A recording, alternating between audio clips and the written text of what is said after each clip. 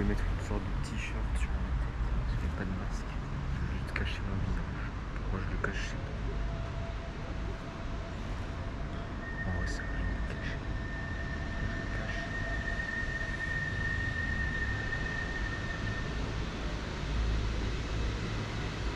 Je suis là en train de parler dans une caméra. Je suis en train de répondre.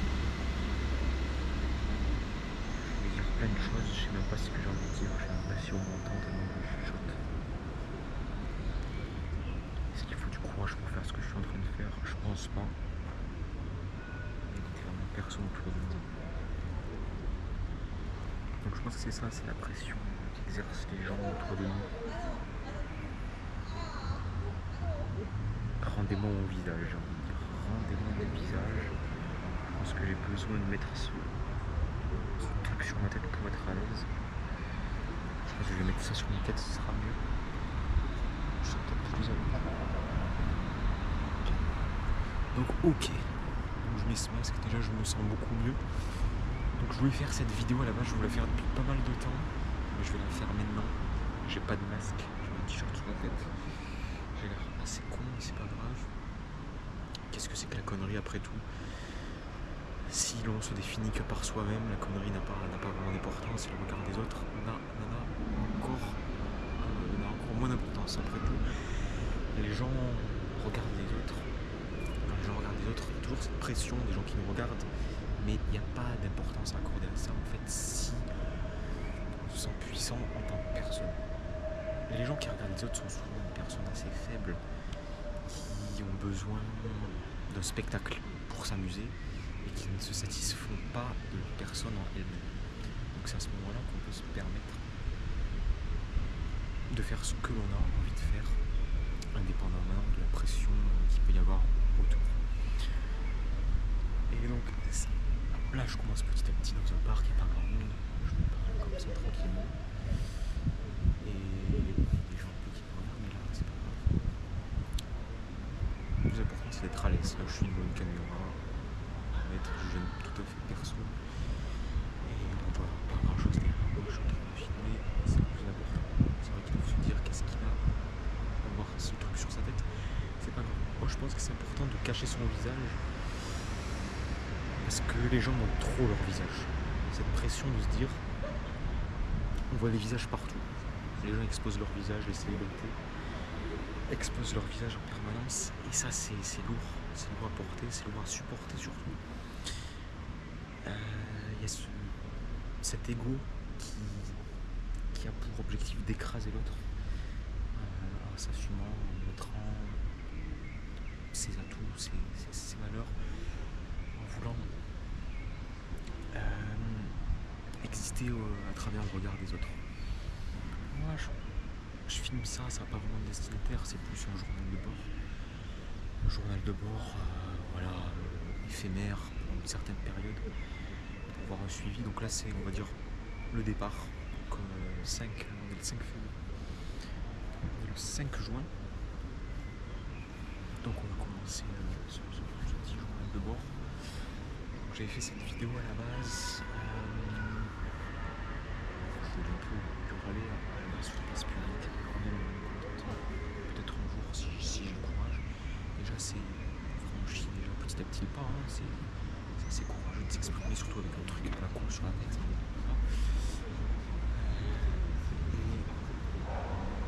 Et donc qu'est-ce que je voulais dire? Moi je voulais aussi parler.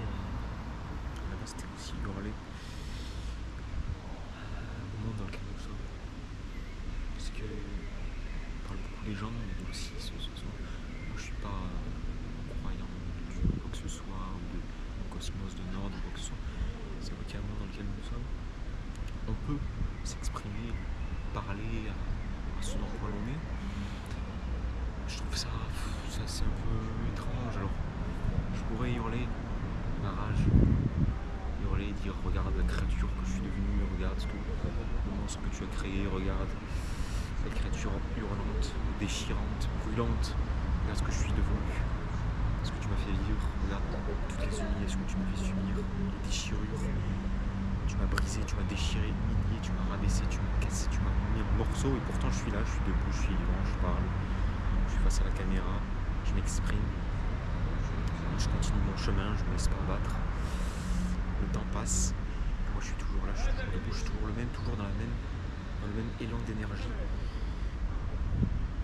Je suis tombé plusieurs fois, mais je suis toujours dans le même chemin. J'ai jamais fait demi-tour, j'ai jamais essayé de trouver un autre. En tout cas, il y a toujours ce même élan d'énergie. J'ai toujours été le même depuis que je suis né. Et je m'en souviens très bien, tout à partir de mes 3 ans.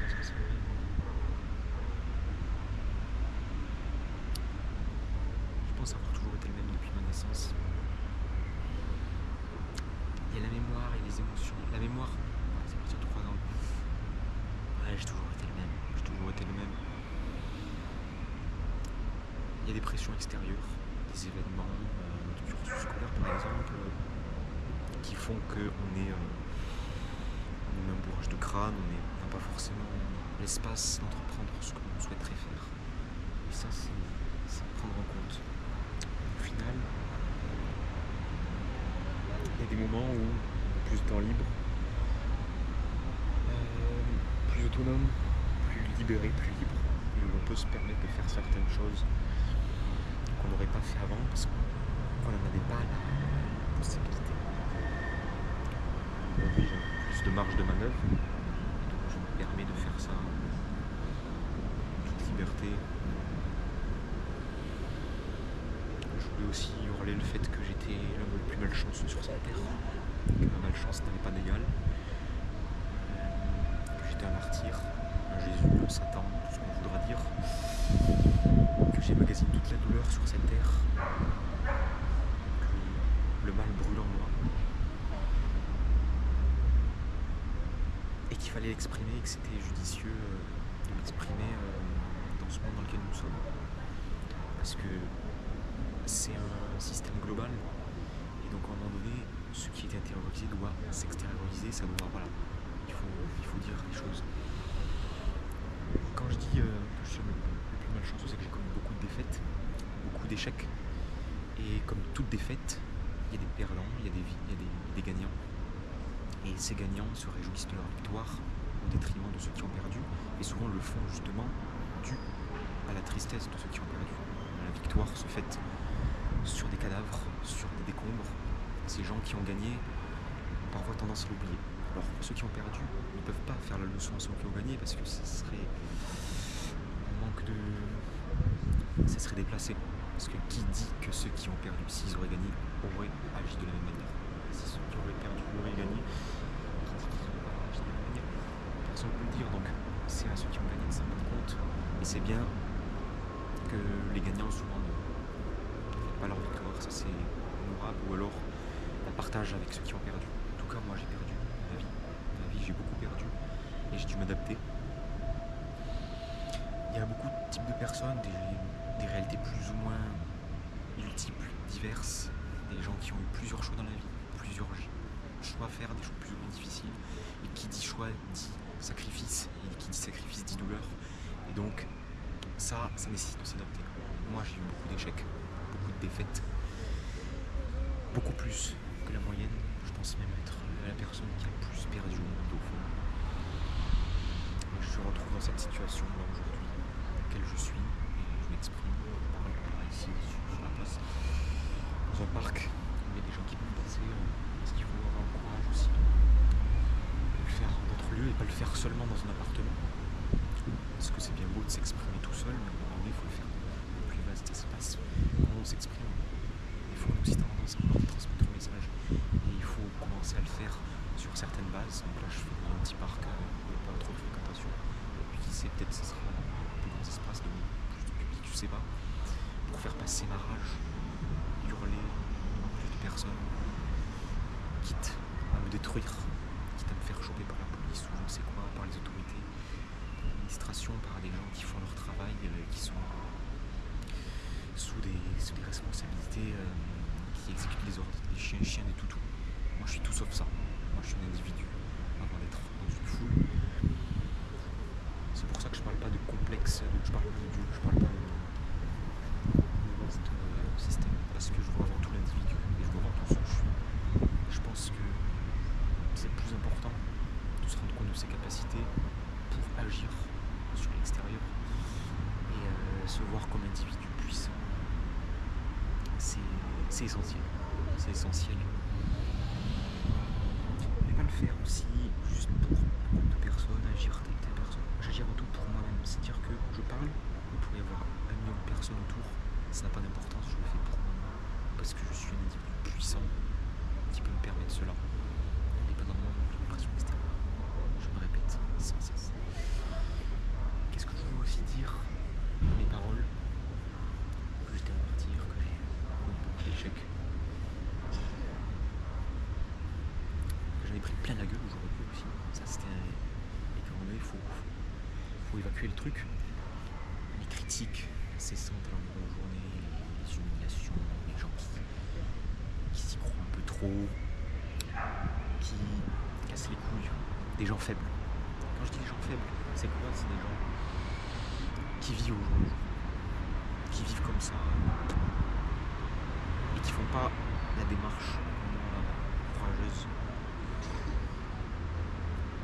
de passer le pas et d'aller à l'encontre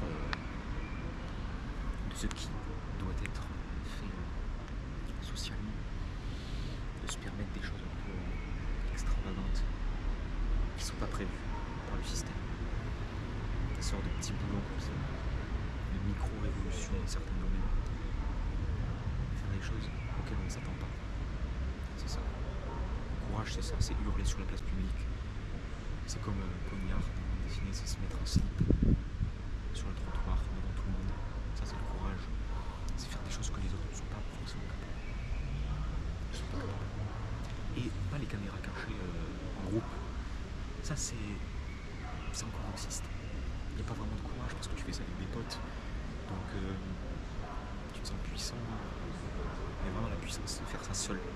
Faire ça seul, c'est ça, la vraie puissance. C'est de là que naissent les brisures, les cassures, et qu'on n'arrive pas à comprendre souvent, que la société n'arrive pas à comprendre. Et donc, elle veut éliminer, encadrer, mettre dans une boîte, mettre dans le droit chemin. Mais moi, je ne suis pas dans le droit chemin. Je ne suis pas dans le droit chemin parce que je suis trop pulsatile, trop bouillant. C'est la rage d'Armageddon. Qu'est-ce que je voulais dire d'autre? À part ça, c'était aussi de m'étonner de la société. Enfin, je m'étonne toujours, chaque jour, de me dire comment ça fait pour tenir debout. Comment les gens font aujourd'hui. Je suis toujours là, bravo. Comment ça fait? Comment ce monde de merde peut-il encore fonctionner aujourd'hui? Ça me fascine quand je vois aujourd'hui des gens qui marchent, des voitures qui roulent, des maisons, des gens qui vont au travail. Tout ça fonctionne. Je me dis, mais putain, comment c'est possible? J'ai l'impression que ça tient des ficelles, que ça pourrait se casser de rien. Mais ça va péter un jour, c'est pas possible. C'est pas possible. C'est dans 30 ans, 50 ans, ça va exploser. Ça va exploser ce système, c'est pas possible. C'est trop la merde. Aujourd'hui, c'est la merde. Et puis, l'homme, dans sa pensée, dans sa manière de concevoir le monde, on ne peut pas se plaire. On ne peut pas se plaire et je pense qu'il y a une insatisfaction qui est éternelle. Alors qu'il peut se noyer dans le travail, qui peut se noyer dans l'occupation, les loisirs, etc. Comme je le dis, ça vient surtout du dessous de ceux qui ont perdu. C'est avant tout ceux qui ont perdu qui veulent faire casser le truc, parce que ceux qui ont gagné, en fait, ils se satisfont de leur situation, ils sont bien, ils sont pépères, ils sont tranquilles, eux ça leur va, ils ont gagné, ils peuvent continuer à vivre comme ça. Mais les gens qui ont perdu, ben ça va pas. Et c'est eux qui vont faire péter le truc, qui vont casser le truc et qui vont renverser le temps, qui vont renverser le plateau. Et si je peux être le seul à renverser, je peux pas. Mais en tout cas, je ferai ce que je peux, c'est-à-dire pas forcément renverser le plateau parce qu'au fond je m'en fous. Mais au moins essayer. Pas essayer parce que c'est pas mon objectif, en fait, je m'en fous. Mais au moins le frapper. Au moins le frapper pour lui dire bah moi je suis pas content quoi. Moi ça me va pas comment ça fonctionne. moi ça me va pas. Et donc à un moment donné, faut taper. Faut taper, faut dire, moi, actuellement, là ce qui se passe ici, moi ça me plaît pas. Moi ça me plaît pas et ça peut pas continuer comme ça, tout simplement. Et ça a rien de fou. C'est totalement cohérent. C'est que je suis dans un monde. Moi je donne le meilleur de moi-même. Et on se fout de ma gueule. On se fout de ma gueule. C'est-à-dire qu'à un moment donné, la seule solution c'est quoi? C'est que je fasse demi-tour et que je trouve une autre solution. Mais ça en fait, ok, mais ça me convient pas. Ça me convient pas parce que ça voudrait dire que en fait je fais demi-tour pour fuir. Mais moi c'est pas mon truc. Moi c'est vraiment devant et bim, quitte à casser le mur qui me bloque ou lui dit voilà. Et ça marchera pas parce que un homme ne casse pas un mur en béton. Ça c'est un mur en béton de 2 mètres de haut. Ça se casse pas. Mais juste, je vais quand même taper dedans parce que je vais lui dire à ce mur, ça me plaît pas ce que tu fais. Ça me plaît pas ce que tu fais. Et je vais le frapper quitte à me briser les os. Je vais le frapper. Et je m'en fous de ce qui se passera autour. Peut-être que même je vais le fissurer ce mur. Peut-être que je vais le fissurer. Mais en tout cas, il faut que ma rage, à un moment donné, elle s'évacue. Il faut qu'elle s'évacue. Et il faut que je l'exprime d'une manière ou d'une autre. Il faut que ça cogne, il faut que ça tape, il faut que ça casse. Il faut que je brise quelque chose. On m'a brisé, il faut que je brise. C'est quelque chose. C'est le donnant-donnant. C'est ma manière de consommer les choses. Et ça n'a rien de fou. Ça n'a rien de fou. On m'a traité de fou au travail. On m'a dit que j'étais. On m'a insulté. Hein. J'en ai connu. J'en ai bavé. J'en ai bavé. J'ai travaillé et on m'a humilié. On m'a rabaissé. On m'a traité comme une merde. J'ai fait le travail. J'ai fait ce que j'ai pu. On m'a traité comme une merde. On me donnait rien à faire. Donc j'ai essayé de faire les choses. Et on m'a dit que c'est de la merde. Quoi que je fasse, on m'a critiqué. Donc c'est pas vraiment de la rancœur, mais moi j'ai toujours fonctionné à la rage. Mais là, quand tu titilles la bête, l'animal sauvage que je suis, tu vois, il y a les crocs là, ça grince, serre les dents, ça va pas. Ça va pas parce que moi je suis un mec brûlant. Je suis un gars qui a de la rage, mais qui est énervé, en colère. Vraiment, je suis très en colère. Et quand on s'est foutu de ma gueule comme ça pendant 6 mois, qu'on m'a cassé les couilles, plus que ça, on a voulu me détruire psychologiquement, mentalement, physiquement.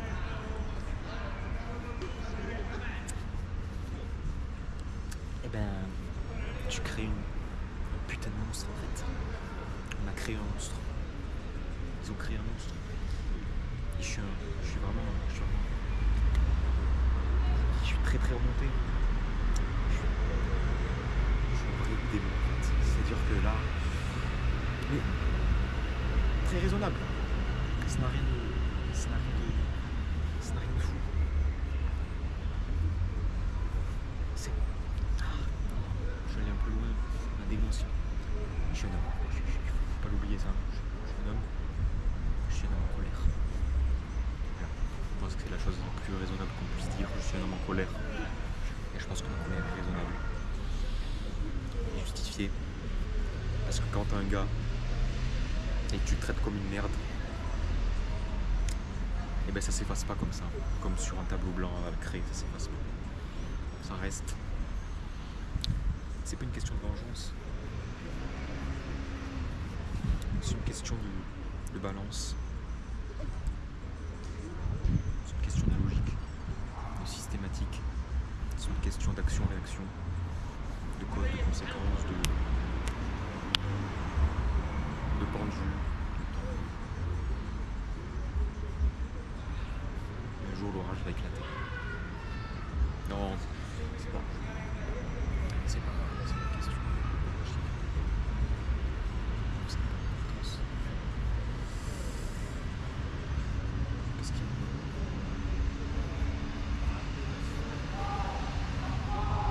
je pense que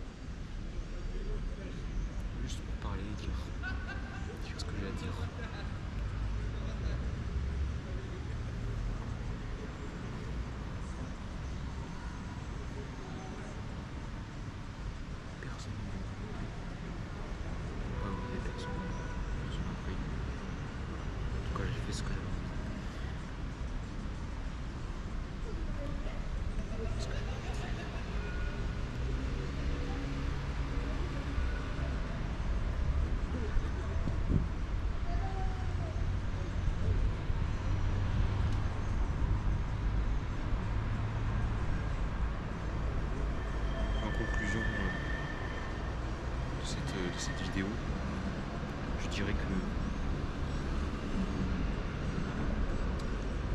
cette vidéo, elle avait avant tout pour sujet la colère d'un homme, ma colère contre un système qui ne me plaît pas, contre un monde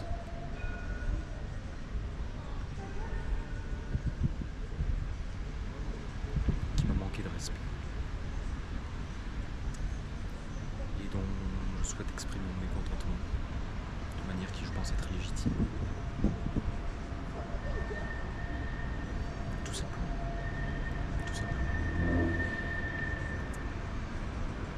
Je veux juste exprimer ma colère contre ce monde injuste. Contre ce monde injuste. On vit dans des bulles, dans des villes, dans des pays, des bulles, dans des villages, des bulles, régions, dans des bulles, dans des pays. Des bulles plus ou moins grosses, plus ou moins petites. Des bulles quand même. Et en dehors de ces zones, bah, c'est la merde. Et ça, on n'a pas tendance à le voir. On feigne de le voir, on dit ouais, c'est vrai. Et qu'est-ce que je peux y faire? Qu'est-ce que tu peux y faire? Qu'est-ce que tu peux y faire? Tu préfères juste rester dans mon canapé? Tu préfères juste continuer à vivre? Plutôt que de casser.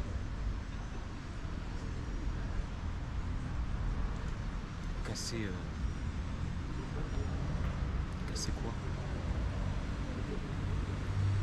Le couteau de sa vie contre ce mur en béton qu'est le système.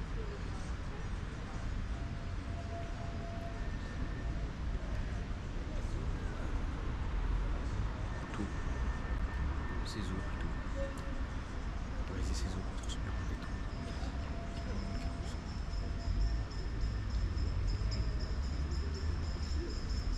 J'aimerais bien.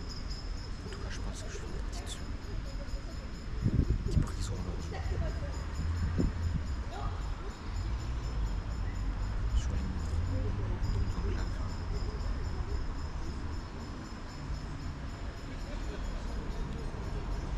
Parce que quand on hurle, on brise son image. Il faut se dire, imagine une ville. Et toi, t'es là, tu hurles devant tout le monde. Ah ouais, ça c'est vrai qu'il imagine c'est ton médecin. Ouais, le gars, imagine ce gars que tu connais dans la vie. Puis c'est des mots, tu vois, tu vas être étiqueté. Tu vas être étiqueté. Et ça, c'est le principe du système, c'est que tu as des rôles à jouer, tu as une image, et cette image, tu dois pas la casser. Tu dois pas la casser, et ça, c'est quelque chose. C'est ça aussi qui entrave les gens, c'est qu'ils ont une image, surtout dans la société, ils ont peur de la casser. Ils veulent rester fidèles à ce qu'ils sont censés renvoyer, ou à ce qu'ils pensent renvoyer aux yeux des autres. Donc ils restent dans cette enclave, dans cette prison de leur image. De leur métier par exemple. Ils vont pas se mettre. Et puis aussi il faut se dire qu'ils se satisfont de leur situation, qui font partie des gagnants, ou alors sont des perdants résignés qui se satisfont de leur sort. En tout cas moi je suis perdant et ça ne va pas. Bref, on va finir sur cette vidéo.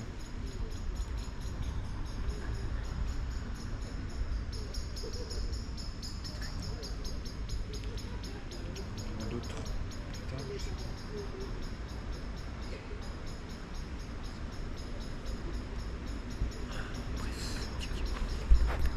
Là j'enlève mon masque. Je me dis putain de merde. Il va falloir assumer. Il va falloir assumer sa tronche. Je mets son masque.